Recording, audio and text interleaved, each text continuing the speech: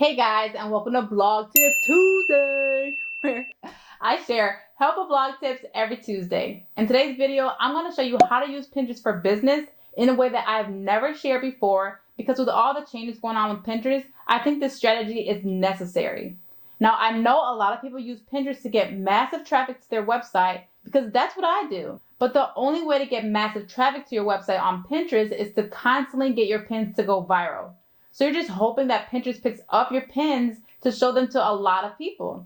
Thankfully, this happens to me a lot, and I believe it's all because I have good boards that I pin my pins to. I make pins that people want to click on, and I believe it has a lot to do with my pinning strategy. Now, I'm going to put all my Pinterest videos in the description below that shows you my strategy and how I get over 100,000 page views per month, all from Pinterest. So I love Pinterest because I get a lot of traffic from them, but I also can't stand them because they are constantly changing and I have to constantly relearn how to actually use this platform. But I've been hearing that a lot of newcomers are having some real problems getting traffic and some traction with Pinterest. That's why I really want to stress to you guys the importance of learning how to get your articles to rank on Google so you can get free, valuable, consistent traffic to your website. And because everyone searches for everything on Google. Like if you have a question, where do you go to find the answer? For most people, it's Google. And what comes up in the search results when you search for something? It's blog articles from people like you and me. So just keep that in mind when you're trying to write articles. You want to be able to get on Google, and I can show you how to do that. So I'm going to put my article in the description below that shows you how I get traffic to my website from Google and how I make money. But I still recommend Pinterest because I'm obviously still getting a lot of traffic from this platform. But I do think it's a good idea to change your thinking on how to use Pinterest for business. And instead of focusing on getting massive amounts of traffic to your website from Pinterest, I would focus more on converting people to read my articles from Pinterest to get on my email list or funnels.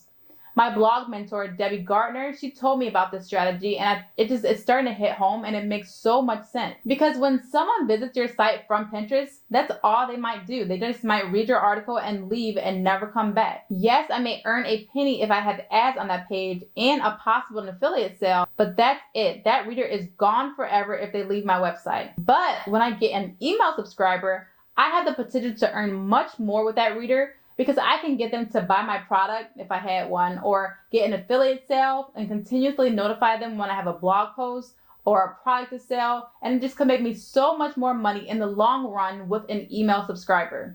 And if you've been in the blogging world for a little bit, you know that bloggers are always stressing to focus on your email list because that is the only thing that you own. Because if Pinterest, Google, Facebook, Instagram, YouTube, if they all went away or an algorithm change, which happens very often, we could all be in a very bad spot if we're only depending on these platforms. Because with your email list, that is the one thing that you actually do own. I personally can do a lot better with my email list, and that's what I'm really going to focus on next. Because when I'm hearing that bloggers are making $100,000 from just their email list, I know that I'm missing out on a ton of money. So I really suggest having a plan for your subscribers for when they do sign up, and have a welcome sequence so they will know what you're all about and what to expect from you. If you want some suggestions on how to do this, I recommend looking at your competition. Join their email list. See what they're saying and how they're saying it. Remember, you never want to copy. You're just using them as inspiration on what you could possibly do with your email list. And try and schedule your content out. I try and send something out at least once a week to my subscribers just to remain relevant. And personally, I only want to hear from my favorite bloggers at least no more than once a week. So please guys, when you're sending out emails, just do once a week. I think that's definitely enough. This is also why you guys need to make sure that you're niched down and create content that serves one particular group of people, because it'll be easier for you because you'll know how to actually cater to that audience. So they say that you only need 1,000 followers to be successful. So to make a six-figure income, you realistically only need 1,000 people to purchase $100 of product from you annually. And if you sell something at $200, you only need 500 fans or subscribers.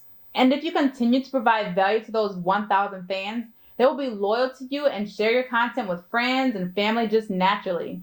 These fans are not only your buyers, but they are your most effective marketing strategy, leading to even more of them over time. So if you give your readers that find you on Pinterest a reason to sign up to your email list in your articles, that is much more valuable than trying to get massive amounts of traffic to your website. Traffic from Pinterest just comes and goes, it's never consistent, but your email list can just continue to grow. But of course, you can't even get an email subscriber if they never click on your pin to read your article. So be sure to watch my video on how I actually create my pins and get that click. So I did a video on how to create pins on Canva, and I did a video for, if it better suits you guys, on how to create your pins using PowerPoint. Now, as far as the email platform that I use, I'm currently using MailerLite, and it's serving its purpose for right now. But since I'm really going to focus on my email list next, I'm going to move over to ConvertKit because I feel like that is the best option for me and to grow and do much better with my email list. Now, if you guys don't have an email service provider yet, I definitely recommend ConvertKit. I've done my research, and I think this is the best email platform if you're going to be serious about your email list. Now, I do have a referral link that will get you guys 1,000 subscribers for free, and I'm going to put that in the description below if you want to do ConvertKit along with me. And remember, be sure to join your competitors' email list, because not only do you want to see how they're doing it, you want to see whatever updates that they come up with, because this is a business at the end of the day, and you want to know what your competitors are doing. So if you guys have any questions about this, let me know in the comment section below, and let me know if you have an email service provider. I'd love to know who you're working with and if you're happy with them. Alright, as always guys, if you enjoyed this video, make sure to give it a thumbs up. Leave me a comment because that really does help with the YouTube algorithm, and make sure you subscribe for more tips for my Blog Tip Tuesday series so you don't miss out on a video. Hit that bell for notifications. Alright, I think that's it. Have a great day, guys. Thanks for watching.